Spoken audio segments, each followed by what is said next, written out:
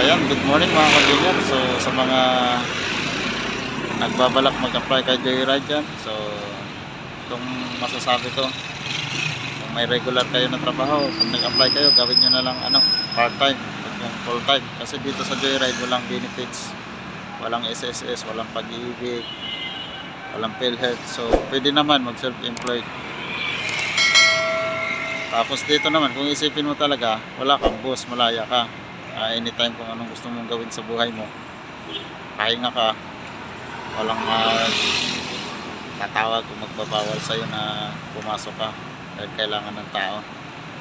So ayan lang po ma-advise ko sa inyo.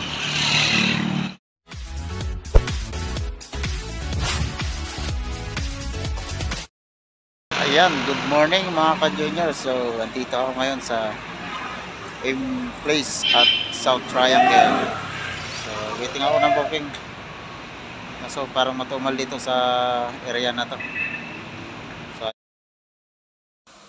hintay pa ako siguro mga 5 to 10 minutes. Pag wala, hindi ako pasukan ng booking. Gapang na ako pa SM North or way to Matandang Sora, or gapang ako hanggang dito na sa Caloocan. Kasi mga ganitong oras talaga parang tingin ko wala masyadong booking dito, mahina.